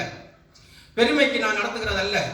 நான் பயந்து தான் எப்படி எனக்கு செய்தி கிடைக்கும் என்றுதான் நான் உணர்ந்து கொண்டே இருப்பேன். என்ன செய்தி பேசுவதற்கு ஒவ்வொரு மாதமும் நான் இருப்பேன். என்ன செய்தி பேசுவது, எப்படி நான் செய்தி எடுப்பேன். இனி எனக்கு நாளை சாயங்காலம் இந்த டிஃபென்ஸ் மினிஸ்ட்ரி கூடுகையில் பேசி முடிவதற்கு எனக்கு நிம்மதியே இருக்காது. நான் வேற எல்லா காரியத்தையும் விடுவேன். இந்த மீட்டிங் முடிவதற்கு என்ன பேசுவேன் என்றுதான் நான் யோசித்துக் கொண்டே இருப்பேன். அந்த மீட்டிங் முடிந்த பிறகுதான் எனக்கு நிம்மதியே வரும். ஒரு பெண் கர்ப்ப வேதனைப்படுகிற பெண் பிரசவமான பிறகு பிரசவ வேதனைப்படுகிறது போலதான் ஒவ்வொரு மாதமும் நான் ஒரு செய்தி எடுக்கவும் இந்த 4 கூடுகையில் நான் பேசவும் எனக்கு இது கர்த்தருக்கு நான் உண்மையாகத்தான் நான் நடத்தி கொண்டிருக்கிறேன். என்னை வளர்த்தவர், என்னை பாதுகாத்தவர் இந்த எலியாவை போல எனக்கு யாருமே இல்லை. என்னுடைய குடும்பத்தில் நான் ஒரு தனி மனிதனாக வாழ்ந்து என்னோடு இருந்து தேவன் தான் என்னை வளர்த்தினவர். இப்போது ஒரு கஷ்ட காலமாக இருந்தாலும் இதிலிருந்தும் கர்த்தர் நம்மளை பாதுகாப்பார், போஷிப்பார். நாம் 2002 வருடத்தில் எல்லாம் இழந்தோம். அதன் பிறகு கர்த்தர் எவ்வளவு ஆசீர்வாதங்களை தந்திருக்கிறார், இன்னும் நமக்கு ஆசீர்வாதங்களை தருவார் என்னுள்ள திட நம்பிக்கையோடு எலியாவை போலே தான் நான் கர்த்தருக்கு உண்மை உள்ள மனிதனாக வாழ வேண்டும். இந்த சமுதாயத்தில் உள்ள எல்லா ஜனங்களும் கர்த்தரை சேவிக்க வேண்டும். எல்லோரும் கர்த்தருக்கு கீழ்ப்படிந்து வாழ வேண்டும். எல்லா குடும்பங்களும் கர்த்தருக்கு கீழ்ப்படிந்து வாழும்போது எல்லா குடும்பங்களும் ஆசீர்வாதமாக வாழும். இந்த சாபங்கள் வருகிறது, வீட்டில் ஆசீர்வாதங்கள் தடை வருகிறது. என்ன என்று சொன்னால் கர்த்தருக்கு கீழ்ப்படிந்து வாழாததினால். கர்த்தருக்கு கீழ்ப்படிந்து வாழும்போது எல்லாருக்கும் எல்லா வேலை செய்வதற்கு சுகம் கிடைக்கும், பலன் கிடைக்கும், வீடுகளில் மகிழ்ச்சி உண்டாகும், பிள்ளைகளுக்கு படிப்பு வரும், பிள்ளைகள் ஒழுக்கமான வழிகளில் வாழ்வார்கள் என்று சொல்லி உங்களை இந்த கடவுளுக்குள் திருப்ப வேண்டும் என்றுள்ள ஒரே வாஞ்சையோடு இந்த எலியாவை போலதான் நானும் உங்கள் முன் நிற்கிறேன். 1 ராஜாக்கள் 18வது அதிகாரம் 1வது வசனம். அநேக நாள் சென்று 3ஆம் வருஷமாகையில் கர்த்தருடைய வார்த்தை எலியாவுக்கு உண்டாகி, நீ போய் ஆகாபுக்கு என்னை காண்பி, நான் தேசத்தின் மேல் மலையை கட்டளையிடுவேன் என்றார். அநேக நாள் சென்று 3ஆம் வருஷம், 3 வருஷம் தாண்டது. எங்க சாரிபாத் விதவையின் வீட்டில் இருக்கும்போ 3 வருஷம் தாண்டது. இங்கே 6 மாசம் எங்கே இருந்திருப்பார்? கேரி தாற்றண்டையில் இருந்திருப்பார். அப்படி 3 வருஷம் முடியும் போது நீ போய் ஆகாபுக்கு உன்னை காண்பி என்று சொல்லி, தேசத்தின் மேல் நான் மலையை கட்டளையிடுவேன் என்று எலியாவோடு கர்த்தர் பேசுகிறார். இவர் இங்கே எலியா அங்கே சீதோன் தேசத்திலே இருந்து இங்கே இஸ்ரவேல் தேசத்துக்கு வருகிறார். இஸ்ரவேல் தேசத்திலே வரும்போது ஆகாப்பு வந்து, இந்த எலியா எங்கே இருக்கிறார், அவனை தேடி கண்டுபிடியுங்கள். அவனுடைய மேனேஜர் மாதிரி ஒருத்தர் இருப்பான், உபதியா. அவனோடு நீ இந்த பக்கம் போ, நான் அந்த பக்கம் போவேன். அவன் வராமல் இருந்தால் நமக்கு இங்கே மழை பெய்யாது. அவனை கண்டுபிடித்து கொண்டு வர வேண்டும் என்று எலியாவை தேடி கண்டுபிடிக்க உபதியாவை அனுப்பும்போது உபதியா எலியாவை காண்பார். உபதியா எலியாவை காணும்போது உபதியா ஒரு 50 தீர்க்கதரிசிகளை, கர்த்தரின் தீர்க்கதரிசிகளை ஒழித்து வைத்திருப்பார். அவர்களுக்கு உணவு கொடுத்து பாதுகாப்பார். இந்த உபதியா என்பவர் கர்த்தரின் தீர்க்கதரிசியை நம்புகிறவர். இந்த ஆகாப்புக்கு மேனேஜராக இருக்கிறவர் உபதியா ஆகாப்பை காணாமல் 2 கெபிக்குள் 50 தீர்க்கதரிசிகளை ஒழித்து வைத்திருப்பார். ஆகாப் ராஜா இன்னொரு வழியை இந்த எலியாவை தேடிக்கொண்டே இருப்பார்கள். இந்த எலியா வந்து அவர்களுடைய தீர்க்கதரிசிகளும் ஆகாபினுடைய தீர்க்கதரிசிகள் 850 பேரும் எலியாவுமாக சொல்வார்கள், நான் தனியாளாக நின்று கர்த்தரோடு ஜெபித்து மழை பெய்ய பண்ணுவேன். நீங்கள் 850 பேரும் சேர்ந்து நீங்கள் மழை பெய்ய பண்ணுங்கள். நீங்கள் ஒரு காளையை தெரிந்தெடுங்கள், நானும் ஒரு காளையை தெரிந்தெடுக்கிறேன். நீங்கள் உங்கள் பாகாலோடு ஜெபம் பண்ணுங்கள், மழை பெய்கிறதா என்று பார்ப்போம். நான் ஒரு காளையை வெட்டி நானும் ஜெபம் பண்ணுகிறேன். வானத்திலிருந்து யாருடைய காளையை அக்கினி பட்சிக்கிறதோ அவர்களுடைய தேவன் தான் தேவன் என்று சொல்கிறார். அப்படி எல்லோரும் சம்மதிக்கிறார்கள். சம்மதித்து 850 தீர்க்கதரிசிகளும் ஒரு காளையை கொண்டு வெட்டி விறகை வைத்து விறகின் மேல் காளையை வைத்து பாகாலே பாகாலே என்று கூப்பிடுகிறார்கள். காலை வேளையிலிருந்து மத்தியானம் வேலை ஆகிறது. அப்போது எலியா கிண்டல் பண்ணுகிறார். எலியா தனி மனிதனாக நிற்கிறார். எலியா கிண்டல் பண்ணும்போது உங்கள் பாகால் தெய்வம் எங்கே போச்சு, தூங்குகிறானா, அலுவலா போயிருக்கிறானா, ஏன் இதுவரைக்கும் வரவில்லை என்று கிண்டல் பண்ணுகிறார் எலியா. கிண்டல் பண்ணும்போது அவர்களால் அந்த பாகால் தெய்வத்தினால் ஒன்றுமே செய்ய முடியவில்லை. அப்போது எலியா மத்தியானத்துக்கு பிறகு 12 கற்களை எடுத்து ஒரு பலிபீடம் உண்டாக்கி விறகுகளை அடுக்கி காளையை வெட்டி சந்து சந்தாக வைத்து தண்ணீரை 3 தடவை நிரப்பி தண்ணீரால் நிரப்பி வாய்க்கால் தண்ணீர் போல ஓடிக்கொண்டிருக்கும் அவ்வளவு தண்ணீரை நிரப்பி கர்த்தர் யாக்கோவின் ஆபிரகாமின் ஈசாக்கின் யாக்கோவின் தேவனே நீங்கள் இதை பட்சியுங்கள் என்று சொல்லும் போது வானத்திலிருந்து அக்கினி வந்து பட்சிக்கும். வானத்திலிருந்து அக்கினி வந்து பட்சித்ததும் எல்லா ஜனங்களும் அங்கே இஸ்ரவேல் ஜனங்கள் எல்லாம் வேடிக்கை பார்க்க வந்திருப்பார்கள். எல்லோரும் பார்க்க வந்திருக்கிறவர்கள் எல்லாரும் கர்த்தரே தெய்வம், கர்த்தரே தெய்வம், கர்த்தரே தெய்வம் என்று எல்லோரும் கர்த்தர் தெய்வம் என்று எல்லோரும் கூறுகிறார்கள். எல்லா இஸ்ரவேல் மக்களும் கர்த்தர் தான் தெய்வம் என்று எல்லோரும் ஆர்ப்பரிக்கிறார்கள். இந்த எலியா எல்லா ஜனங்களையும் கர்த்தரே தெய்வம் என்று எல்லோரும் நம்பணும், எல்லோரும் கர்த்தரை சேவிக்கணும் என்று அவன் நினைத்தது போல அங்கே நடக்கிறது. பாகால் தீர்க்கதரிசியை விட்டு எல்லோரும் விலகி கர்த்தரை சேவிக்கிறார்கள். எல்லோரும் கர்த்தரே தெய்வம், கர்த்தரே தெய்வம், கர்த்தரே தெய்வம் என்று அங்கே எல்லோரும் சேவிக்கிறார்கள். 18வது அதிகாரம் 36, 37, 38 வசனங்களை வாசிக்கும் போது அந்திப்பலி செலுத்தும் நேரத்திலே தீர்க்கதரிசியாகிய எலியா வந்து ஆபிரகாமுக்கும் ஈசாக்குக்கும் யாக்கோபுக்கும் தேவனாகிய கர்த்தாவே, இஸ்ரவேலிலே நீர் தேவன் என்றும் நான் உம்முடைய ஊழியக்காரன் என்றும் நான் இந்த காரியங்களை எல்லாம் உம்முடைய வார்த்தையின்படி செய்தேன் என்றும் இன்றைக்கு விளங்க பண்ணும். கர்த்தாவே, நீர் தேவனாகிய கர்த்தர் என்றும் தேவரீர் நீங்கள் இருதயத்தை மறுபடியும் திருப்பினீர் என்றும் இந்த ஜனங்கள் அறியும்படிக்கு என்னை கேட்டருளும், என்னை கேட்டருளும் என்றார். அப்பொழுது கர்த்தரிடத்திலிருந்து அக்கினி இறங்கி அந்த சர்வாங்க தகன பலியையும் விறகுகளையும் கற்களையும் மண்ணையும் பட்சித்து வாய்க்காலில் இருந்த தண்ணீரை நக்கி போட்டது. ஜனங்கள் எல்லாரும் இதை கண்டபோது முகங்குப்புற விழுந்து கர்த்தரே தெய்வம், கர்த்தரே தெய்வம் என்றார்கள். பாகாலை வணங்கி கொண்டிருந்தது எல்லா ஜனங்களும் பாகாலினால் அந்த அக்கினியை இறக்கி பட்சிக்க முடியாமல் ஆபிரகாமின் யாக்கோபின் ஈசாக்கின் தெய்வம் வந்து அக்கினியால் இறங்கி இதை பட்சித்த போது எல்லோரும் கர்த்தர் தான் தெய்வம் என்று எல்லோரும் இந்த இஸ்ரவேல் ஜனங்கள் முழு மனிதர்களும் கர்த்தரிடத்தில் மனம் திரும்புகிறார்கள்.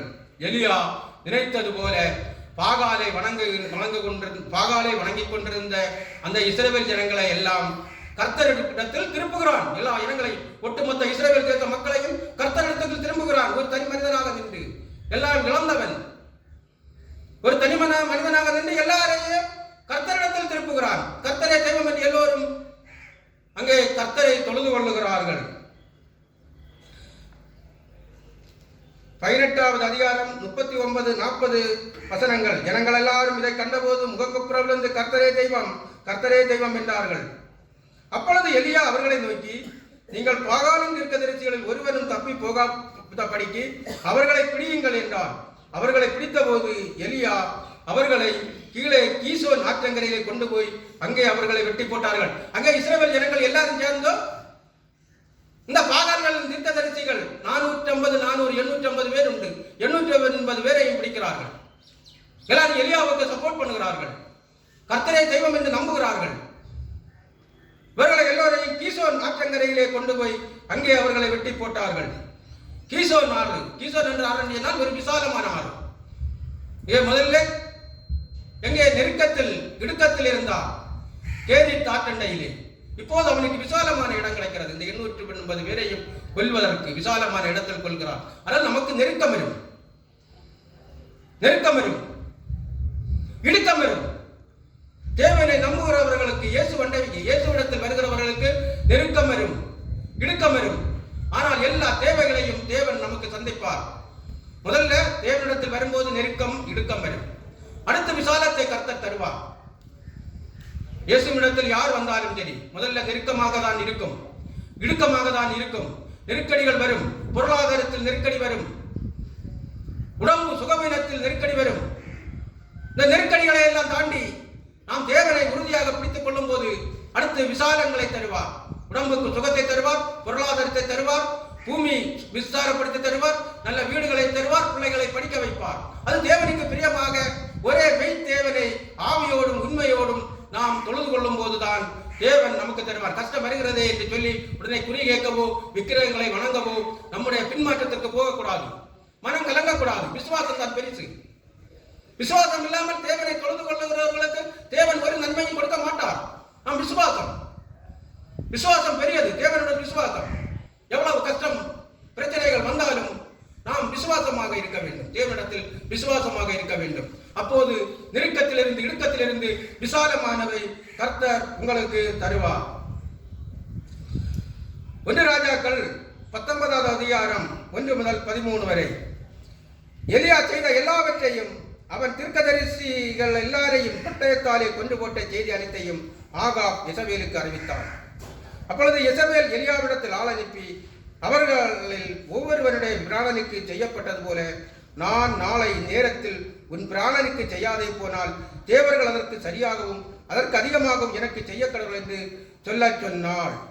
இந்த 850 தீர்க்கதரிசிகளை வெட்டி போடுகிறார். இது யெசபேலுடைய தீர்க்கதரிசி. யெசபேல் இஸ்ரவேல் தேசத்தின் மகாராணி, இளவரசியாக வாழ்ந்து கொண்டிருக்கிறாள். அப்போது 850 தீர்க்கதரிசிகளையும் அவருடைய பாகால் தீர்க்கதரிசிகளை எல்லாம் 850 பேரையும் வெட்டி போட்டதை இதை ஆகாப் யெசபேலிடத்தில் அறிவிக்கிறாள். யெசபேல் உடனே நாளை இந்த நேரத்தில் எலியாவை இதே நேரத்தில் அவனையும் கொண்டு போடுவேன் என்று சபதம் கூறுகிறாள். அவனுக்கு அது தெரிந்தபோது எழுந்து தன் பிராணனை காக்க யூதாவை சேர்ந்த பேர்சபாவுக்கு புறப்பட்டு போய் தன் வேலைக்காரனை அங்கே நிறுத்திவிட்டான். அவனுக்கு அது தெரிந்தபோது, யாருக்கு? எலியாவுக்கு அது தெரிந்தபோது தன் பிராணனை காக்க யூதாவை சேர்ந்த பேர்சாவுக்கு புறப்பட்டு போய் தன் வேலைக்காரனை அங்கே நிறுத்திவிட்டான். அடுத்த நாடு யூதா நாட்டில் பேர்சபா. அந்த இடத்து பேர் நடந்து போயிட்டு அங்கே வேலைக்காரனை அங்கே நிறுத்திவிட்டு இவன் ஒரு நாள் பிரயாணம் பண்ணுகிறான். அவன் வனாந்தரத்தில் ஒரு நாள் பிரயாணம் போய் ஒரு சூறை செடியின் கீழ் உட்கார்ந்து தான் சாக வேண்டும் என்று கோரி, போதும் கர்த்தாவே, என் ஆத்துமாவை எடுத்துக்கொள்ளும், நான் என் பிதாக்களை பார்க்க நல்லவன் என்றை சொல்லி, போதும் கர்த்தாவே, என் ஆத்துமாவை எடுத்துக்கொள்ளும், நான் என் பிதாக்களை பார்க்க நல்லவன் என்று சொல்லி ஒரு சூறை செடியின் கீழ் படுத்துக்கொண்டு நித்திரை பண்ணினான். அப்பொழுது ஒரு தூதன் அவனை தட்டி எழுப்பி, எழுந்திருந்து போஜனம் பண்ணு என்றான். அவன் விழித்து பார்க்கிற போது இதோ தலையில் சுடப்பட்ட அடையும் ஒரு பாத்திரத்தில் தண்ணீரும் அவன் தலைமாட்டில் இருந்தது. அப்பொழுது அவன் புசித்து குடித்து திரும்ப படுத்துக் கொண்டான். கர்த்தருடைய தூதன் திரும்ப 2ஆம் தரம் அவனை தட்டி எழுப்பி, எழுந்திருந்து போஜனம் பண்ணு, நீ பண்ண வேண்டிய பிரயாணம் வெகு தூரம் என்றான். அப்பொழுது அவன் எழுந்திருந்து புசித்து குடித்து அந்த போஜனத்தின் பலத்தினால் 40 நாள் இரவும் பகலும் ஓரேப் என்னும் தேவனுடைய பர்வதத்தில் மட்டும் நடந்து போனான். அங்கே அவன் ஒரு குகைக்குள் தங்கினான். இதோ கர்த்தருடைய வார்த்தை அவனுக்கு உண்டாகி, அவர், எலியாவே, இங்கே உனக்கு என்ன காரியம் என்றார். அதற்கு அவன், சேனைகளின் தேவனாகிய கர்த்தருக்காக வெகு பகுத்தி வைராக்கியமாயிருந்தேன். இஸ்ரவேல் புத்திரர் உமது உடன்படிக்கையை தள்ளிவிட்டார்கள், உம்முடைய பலிபீடங்களை இடித்து உம்முடைய தீர்க்கதரிசிகளை பட்டயத்தினால் கொண்டு போட்டார்கள். நான் ஒருவன் மாத்திரம் மீதியாயிருக்கிறேன், என் பிராணனை வாங்க தேடுகிறார்கள் என்றான். அப்பொழுது அவர், நீ வெளியே வந்து கர்த்தருக்கு முன்பாக பர்வதத்தில் நில் என்றார். அப்பொழுது இதோ கர்த்தர் கடந்து போனார். கர்த்தருக்கு முன்பாக பர்வதங்களை பிளக்கிறதும் கண்மலை உடைக்கிறதுமான பலத்த பெருங்காற்று உண்டாயிற்று. ஆனாலும் அந்த காற்றிலே கர்த்தர் இருக்கவில்லை. காற்றுக்கு பின் பூமி அதிர்ச்சி உண்டாயிற்று. பூமி அதிர்ச்சியிலும் கர்த்தர் இருக்கவில்லை. பூமி அதிர்ச்சிக்கு பின் அக்கினி உண்டாயிற்று. அக்கினியிலும் கர்த்தர் இருக்கவில்லை. அக்கினிக்கு பின் அமர்ந்த மெல்லிய சத்தம் உண்டாயிற்று. அதை எலியா கேட்டபோது தன் தாழ்மையினால் தன் முகத்தை மூடிக்கொண்டு வெளியே வந்து கெபியின் வாசலில் நின்றான். அப்பொழுது இதோ, எலியாவே, இங்கே உனக்கு என்ன காரியம் என்கிற சத்தம் அவனுக்கு உண்டாயிற்று. எலியா யெசபேலுக்கு பயந்து யூதா தேசத்தில் பெயர்சாவில் போய்விட்டு ஒரு நாள் பிரயாணம் மட்டும் வனாந்தரத்துக்கு பயணமாகிறார் தனியாக. அங்கே போய் ஒரு சூறை செடியின் கீழ் படுத்துக் கொள்கிறார். சூறை செடி என்று சொன்னால் ஒரு விஷச்செடி. நமக்கு துளசி செடி இதெல்லாம் ஒரு நல்ல மனம் தருகிற வேப்ப மரம், இதெல்லாம் நல்ல மனம், நமக்கு காற்று சுவாசிக்கும் போது உடம்புக்கு பலன் கிடைக்கும். இந்த சூறை செடியை காற்றை சுவாசித்தால் அவன் இறந்து போவான். சங்கீதம் 124வது வசனத்திலே சூறை செடியை பற்றி எழுதப்பட்டுள்ளது. சூறை செடியின் கீழே படுத்துக்கொண்டு சொல்கிறான், போதும் கர்த்தாவே, என் ஆத்துமாவை எடுத்துக்கொள்ளும், நான் என் பிதாக்களை பார்க்கிலும் நல்லவன் அல்ல என்று சொல்லி, போதும் கர்த்தாவே. ஏன்? யெசபேலிடத்திலிருந்து அவன் தப்பி, பிராணனுக்கு தப்பிதான் இங்கே வந்து என் ஆத்துமாவை எடுத்துக்கொள்ளும் என்று சொல்கிறான். ஏன் அப்படி சொல்கிறான்? இவன் இப்படி பிரயாணம் பண்ணி யூதா தேசம் வழியாக வரும்போது அங்கே உள்ளவர்கள் எல்லாம் இவனை கிண்டல் அடிக்கிறார்கள். இவன் பெரிய மோசே என்று நினைப்பு. என் பிதாக்கள் என்று சொன்னால் அவனுடைய முன்னோர்கள், பிதாக்கள் ஆபிரகாம், மோசே, சாமுவேல், இவர்கள் எல்லாம் அவனுடைய முன்னோர்கள், அதுதான் பிதாக்கள். அந்த பிதாக்களை போல நீ என்ன மோசையை போல நினைக்கிறியா, சாமுவேலை போல நினைக்கிறியா என்று சொல்லி கிண்டல் பண்ணுகிறார்கள். நம்மளை சிலரை போல சிலர் கிண்டல் அடித்து நக்கல் அடித்து பேசுவார்களே. உங்களை யார் நக்கல் அடித்தாலும் யார் கிண்டல் அடித்தாலும் உங்களுக்கு ஒரு இயேசு இருக்கிறார். அவர் உங்களை உயர்த்துவார். நக்கல் அடிக்கிறவர்களிடத்திலிருந்து உங்களை உயர்த்துவார். இதில் எந்த சந்தேகமும் இல்லை, எந்த சந்தேகமும் இல்லை. அங்கே இவர் புலம்புகிறார் சூரை செடியின் கீழே படுத்துக்கொண்டு. அப்போது ஒரு தூதன் உணவு கொடுப்பார், சாப்பிடுவதற்கு உணவு கொடுப்பார். தூதனை அங்கே அங்கே மலை, அங்கே வனாந்தரமான இடம், அங்கே மனிதர்கள் இல்லாத இடம். அங்கே இந்த எலியாவுக்கு உணவு கொடுக்க தூதனை கொண்டு கொடுக்கிறார். நமக்கு சில இடங்களில் தூதனை கொண்டு, தூதன் போல யாரையாவது தேவன் அனுப்பி நமக்கும் தேவன் நன்மைகளை நமக்கு செய்வார், நமக்கும் நன்மைகளை நமக்கு செய்வார். ஒரு நாள் இரவு நான் ஒரு பெட்ரோல் பம்பின் புரண்டில் கொஞ்சம் ரோடு ஓரத்திலே நான் காரை விட்டு ஒதுக்கி படுத்துக் கொண்டிருந்தேன். விடியற் காலம் ஆகுது. நடு இரவில் அப்படி படுக்கிறேன். ஒரு நபர் என்னிடத்தில் நேரம் எழுத்ததில்லை, விடியற் காலம் 5 மணி நேரம் எழுத்ததில்லை, போங்கள் என்று சொன்னார். நான் எழுந்திருத்து அவ்வளவு கேட்டுட்டு அடுத்து திரும்பி பார்க்கும்போது அந்த நபரை காணவில்லை. நான் மதுபானம் ஒன்றும் குடிக்கவில்லை, நல்ல தெளிவோடு தான் இருக்கிறேன். அப்போது அங்கே என்னை தேவன் தூதரை கொண்டு என்னை பாதுகாக்கிறார். இனி நீங்கள் போங்கள் என்று சொல்லி என்னை பாதுகாக்கிறார். நம்மளை அநேக இடங்களில் நம்மளை தூதனை கொண்டு ஆண்டவர் பாதுகாப்பார். அங்கே எலியாவை தூதனை கொண்டு அங்கே ஆகாரத்தை உணவு கொடுக்கிறார்.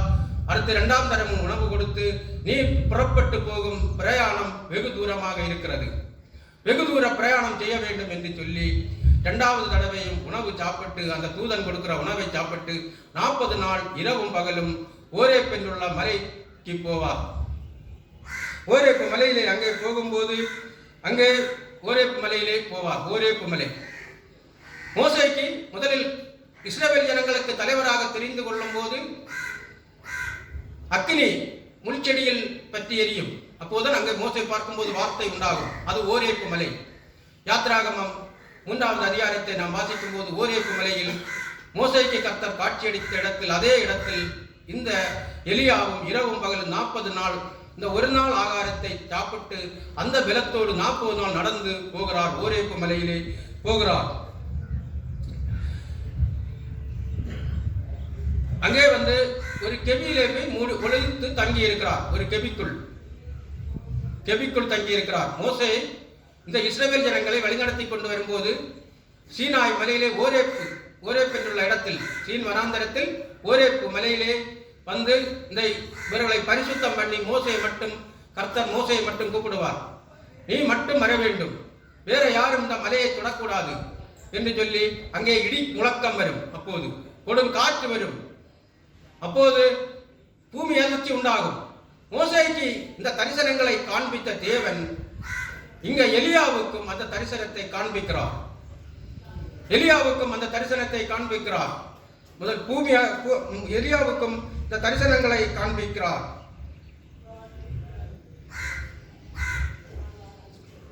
19வது அதிகாரம் 11வது வசனம். அப்பொழுது அவர், நீ வெளியே கர்த்தருக்கு முன்பாக பர்வதத்தில் நின்றார். அப்பொழுது இதோ கர்த்தர் கடந்து போனார். மோசேக்கு கர்த்தர் கடந்து போனது போல இங்கே எலியாவிடத்திலும் கர்த்தர் கடந்து போனார். கர்த்தருக்கு முன்பாக பர்வதங்களை பிளக்கிறதும் கண்மலைகளை உடைக்கிறதுமான பலத்த பெருங்காற்று உண்டாயிற்று. அங்கே மோசேக்கு பலத்த பெருங்காற்று உண்டாது போல இங்கேயும் பலத்த பெருங்காற்று உண்டாயிற்று. ஆனாலும் அந்த காற்றிலேயே கர்த்தர் இருக்கவில்லை. காற்றிற்கு பின் பூமி அதிர்ச்சி உண்டாயிற்று. பூமி அதிர்ச்சியிலும் கர்த்தர் இருக்கவில்லை. பூமி அதிர்ச்சிக்கு பின் அக்கினி உண்டாயிற்று. அக்கினியிலும் கர்த்தர் இருக்கவில்லை. அக்கினிக்கு பின் அமர்ந்த மெல்லிய சத்தம் உண்டாயிற்று. அக்கினி எல்லாம் வந்ததுக்கு அப்புறம் மெல்லிய ஒரு அமர்ந்த சத்தம். தேவன் மோசையோடு இந்த எலியாவோடு பேசுகிறார். இந்த எலியா கிறிஸ்டியனாய் இருந்த எலியா, எல்லாம் இழந்த எலியா, இந்த தேவனுக்கு உண்மையாக தேவனின் வார்த்தையை கீழ்ப்படிந்து வாழ்ந்ததினால், இந்த ஜனங்களை எல்லாம் கர்த்தருக்குள் கொண்டு வந்ததினால் அவனையும் மோசையை போல கர்த்தர் உயர்த்துகிறார். மத்தேயு 17வது அதிகாரம் 3வது வசனம். மத்தேயு 17வது அதிகாரம் 3வது வசனம். அப்பொழுது மோசேயும் எலியாவும் அவரோட பேசுகிறவர்களாக அவர்களுக்கு காணப்பட்டார்கள். இவர்கள் ஆண்டவர் இயேசு கிறிஸ்து யோவானோடும் யாக்கோபோடும் பேதுருவோடும் மலைக்கு ஜெபம் பண்ண போகிறார். மலைக்கு ஜெபம் பண்ண போகும்போது அங்கே இயேசு கிறிஸ்துனுடைய முகம் சூரியனை போல பிரகாசிக்கிறது. நீங்கள் வேதத்தை படித்து பார்க்கும்போது தெரியும். எலியாவும் மோசேயும் அங்கே வந்து இயேசுவோடு பேசுகிறார்கள். இதை பேதுருவும் யோவானும் யாக்கோபும் காண்கிறார்கள். இவர்கள் வரும்போது இயேசு சொல்கிறார், நான் பரலோகம் போகிறது வரை இதை இங்கே வெளியே யாருக்கும் சொல்லக்கூடாது என்று. அப்போது இயேசுவோடு பேசுகிற ஒரு பாக்கியம் எலியாவுக்கும் கிடைக்கிறது. எலியாவையும் மோசையை போல கர்த்தர் உயர்த்துகிறார். எல்லோரும் பரிகாசம் பண்ணினார்கள். இவன் பெரிய மோசையா, இவன் பெரிய ஆபிரகாம் என்று நினைப்பா, இவன் பெரிய சாமுவேல் என்று நினைப்பா என்று பரிகாசம் பண்ணினார்கள். ஆனால் கர்த்தர் அந்த இடத்தில் எலியாவை மோசைக்கு ஒப்பமாக உயர்த்துகிறார். உங்களையும் யார் தாழ்த்தினாலும், யார் உங்களை பரிகாசம் பண்ணினாலும், நம்மளை யார் பரிகாசம் பண்ணினாலும் அந்த இடத்திலிருந்து கர்த்தரால் உயர்த்த முடியும். நம்மளால் சுயமாக ஒன்றுமே பண்ண முடியாது. நாம் வெறும் ஒரு சீரோ, நம்மளால் நடக்கிறது என்று நினைக்கக்கூடாது. குடும்பத்தில் ஒரு ஆசீர்வாதம் நடக்கிறதுனா கர்த்தரால் நடக்கிறது, நம்ம நடத்துகிறோம் என்று நினைக்கக்கூடாது. இது கர்த்தர் நடத்துகிறார் என்று நினைத்து கர்த்தருக்கு பயபக்தியோட நாம் வந்து வாழ வேண்டும். எலியாவை போல கர்த்தருக்கு பயபக்தியாக வாழ வேண்டும். 2 ராஜாக்கள் 2வது அதிகாரம் 1 முதல் 6 வசனங்களை நாம் வாசிக்கும் போது, 2 ராஜாக்கள் 1வது அதிகாரம் 2 ராஜாக்கள் 2வது அதிகாரம் 1 முதல் 6வது அதிகாரத்தை நாம் வாசிக்கும் போது அங்கே கில்கால் மலையை நாம் பார்க்கிறோம். கில்காலிலிருந்து புறப்பட்டு பெத்தேலுக்கு போய் எரிகோவுக்கு போய் யோர்தானில் போகிறார். அதை நாம் 2 ராஜாக்கள் 2வது அதிகாரம் 1 முதல் 6 வசனத்தை நாம் வாசிக்கும் போது பார்க்கலாம். கில்கால் என்று சொன்னால் சுழல் காற்று. கில்கால் எபிரேய மொழியிலே கில்கால் சுழல் காற்று. பெத்தேல் தேவனுடைய வீடு, எரிகோ வெற்றி, யோர்தான் மரணம். யோர்தான் என்று சொன்னால் மரணம். இவர் சுழல் காற்றிலே தேவனுடைய வீட்டிற்கு மரணத்திலிருந்து வெற்றியை உண்டு பண்ணுகிறார், வெற்றியாக வருகிறார். 2 ராஜாக்கள் 2:11வது வசனத்தை நாம் வாசிக்கும் போது, அவர்கள் பேசிக்கொண்டு நடந்து போகையில் இதோ அக்கினி ரதமும் அக்கினி குதிரைகளும் அவர்கள் நடுவே வந்து இருவரையும் பிரித்தது. எலியா சுழல் காற்றிலே பரலோகத்திற்கு ஏறி போனார். சுழல் காற்றிலே கர்த்தர் வந்து இந்த எலியாவை உயிரோடு எடுக்கிறார். உயிரோடு ஏனோக்கை உயிரோடு எடுத்தார். நாம் நோவாவின் வெள்ளப்பெருக்குக்கு முன் ஏனோக்கை உயிரோடு எடுத்தார். அதன் பிறகு உயிரோடு எடுத்த மனிதர் இந்த எலியாவை தான். மோசேயை அடக்கம் பண்ணினார். கர்த்தர் மோசேயை அடக்கம் பண்ணினார். ஆனால் இந்த எலியாவை கர்த்தர் உயிரோடு சுழல் காற்றிலே எடுக்கிறார். எலியாவுக்கு திஸ்பியனாக இருந்த எலியா தேவனுக்கு பிரியமாக, தேவனுக்கு உண்மையாக, இந்த இஸ்ரவேல் ஜனங்கள் பாவங்களில் வாழ்ந்த இனங்கள், பாகால்களை வணங்குகிற வாழ்க்கள். பாகால்களை வணங்குகிறவர்கள் என்ன, எல்லா தவறும் செய்வார்கள். மதுபானம் குடிப்பார்கள், வேசித்தனம் பண்ணுவார்கள், விக்கிரகங்களை வணங்குவார்கள், சொந்த மகளையே திருமணம் செய்வார்கள். சீதோன் தேசத்திலே சொந்த மகளை திருமணம் செய்வார்கள். சின்ன பிள்ளைகளை நரபலி கொடுப்பார்கள். ஒரு விக்கிரகம் அப்படி கை ஏந்தி கொண்டு நிற்கும், அடியிலே தீ புகை சூளை போல எரிந்து கொண்டிருக்கும். அதில் கொண்டு போய் பிள்ளையை கொடுத்து அந்த பிள்ளை அப்படியே எரிந்து போகும். சொந்த மகளை தகப்பன் திருமணம் செய்வார். இவ்வளவு மோசமான ஒரு வாழ்க்கை தான் இந்த பாகால் தெய்வத்தை வணங்குகிறவர்கள். அதனால்தான் கர்த்தர் வந்து இஸ்ரவேல் ஜனங்கள் வரும்போது நீங்கள் அவர்களிடத்தில் எந்த தொடர்பும் வைக்கக்கூடாது, அவர்களிடத்தில் உறவு வைக்கக்கூடாது, அவர்களை நீங்கள் துரத்த வேண்டும், கொலை செய்ய வேண்டும் என்று சொல்ல காரணம், அவர்கள் தேவனுக்கு பிரியமில்லாமல் வாழ்ந்தவர்கள். இந்த எலியா ஒருவன் தனி மனிதனாக நின்று இந்த ஜனங்களை கர்த்தரிடத்தில் கொண்டு வந்து பாகால்களை வணங்காமல் கர்த்தருக்கு உண்மையாக வாழ வந்து எல்லா நன்மைகளையும் செய்ததனால் இந்த எலியாவை தேவன் உயிரோடு பரலோகத்துக்கு, உயிரோடு தேவன் சுழல் காட்டிலே ரதத்திலே அந்த ஏறி போகிறான் எலியா. அப்போது நாமும் வந்து வாழும்போது எப்படி வாழ வேண்டும்? கர்த்தருக்கு பிரியமாக வாழ வேண்டும். கர்த்தருக்கு பிரியம் இல்லாமல் நாம் வாழக்கூடாது. கர்த்தருக்கு நமக்கு கஷ்டங்கள் வரும், பிரச்சனைகள் வரும், வேதனைகள் வரும். எலியாவுக்கு வந்த வேதனைகளை பார்த்தீங்களா? எல்லாம் இழந்தவன். கடைசி தேவன் அவனை அப்படியே எடுக்கிறான். நம் தேவனுடைய அன்பு தான் நமக்கு வேண்டும். ஒரு நிமிடம் நம் தேவன் கைவிட்டால், ஆண்டவராய் இயேசு கிறிஸ்து நம்மளை கைவிட்டால் இந்த உலகத்தில் வாழவே முடியாது. ஒரு நிமிடம் அவர் நம்மளை கைவிட்டால் வாழவே முடியாது. நான் அப்படிதான் நினைக்கிறேன். ஒரு நிமிடம் என்னை அவர் கைவிட்டால் இந்த உலகத்தில் என்னால் வாழ முடியாது. வேற யாருடைய உதவி எனக்கு இல்லை. வேற யாருடைய உதவி எனக்கு கிடையாது. எல்லோருடைய உதவி எனக்கு எப்படி கிடைக்கும்? தேவனுடைய கிரியையினால் தான் கிடைக்கும். அவர் அந்தந்த உள்ளங்களில் கிரியை செய்ய வேண்டும், நமக்கு அந்தந்த காரியங்கள் நடக்க வேண்டும் என்று சொன்னால் அவருடைய உள்ளம், அவர் நமக்கு யார் மூலம் உதவி கிடைக்க வேண்டுமோ அவர் அந்தந்த ஜனங்கள் மூலம், அந்தந்த அதிகாரிகள் மூலம், அந்தந்த தொழிலாளிகள் மூலம், அந்தந்த நபர்கள் மூலம் உதவி கிடைக்கிறது என்று சொன்னால் அது தேவனுடைய கிரியை. தேவனுடைய கிரியை. ஆண்டவராய் இயேசு கிறிஸ்துவின் உதவி எனக்கு இல்லை என்று சொன்னால் என்னால் ஒரு நிமிடம் கூட இந்த உலகத்தில் வாழ முடியாது. நான் உறுதியாக ஆண்டவராய் இயேசு கிறிஸ்துவை நான் பற்றி கொண்டுதான் நான் வாழ்ந்து கொண்டிருக்கிறேன். எவ்வளவு கஷ்டம் வந்தாலும் சரி, எவ்வளவு பாடுகள் வந்தாலும் சரி, எவ்வளவு தீமைகள் வந்தாலும் சரி, எவ்வளவு கஷ்டம் வந்தாலும் சரி, எல்லாம் எனக்கு தந்தவர் ஆண்டவர் தான். ஒன்றுமில்லாமல் இருந்த இடத்திலிருந்து எனக்கு தந்து ஆண்டவர் என்னை இவ்வளவு வளர்த்தி இருக்கிறார். இப்போது எனக்கு கஷ்டம் இருந்தாலும் இந்த கஷ்டத்தை எல்லாம் மீட்டு இன்னும் நல்ல வாழ்க்கை அவர் தருவார் என்றுள்ள நம்பிக்கையோடு தான் நான் வாழ்ந்து கொண்டிருக்கிறதும் இந்த கூட்டங்களை நடத்துகிறதும் அவருக்கு வேண்டிதான் இந்த கூட்டத்தை நடத்துகிறது. அவர் இல்லை என்றால் என்னால் ஒரு நாள் வாழ முடியாது, ஒரு நிமிஷம் வாழ என்னால் முடியாது. எல்லாம் தகர்ந்து டப்ப தகர்ந்து போகும். இப்போது நான் சமாதானமாக வாழ்கிறேன், நிம்மதியாக வாழ்கிறேன். ஒரு வண்டிகள் லோடு கொண்டு போது பத்திரமாக வந்து சேர்கிறது. எந்த இடத்துக்கு நான் ஓடி அலைய வேண்டிய தேவையில்லை. இது தேவனுடைய கிரியை. கஷ்டத்திலும் நெருக்கத்திலும் நமக்கு விசாலமானவைகளை தருவார் என்று நாம் தேவனை வேண்டி ஜெபிப்போமாக. இந்த வேத வசனங்களை என்னோடு இருந்து பேசிய தேவனுக்கு மகிமை உண்டாவதாக. ஆமென்.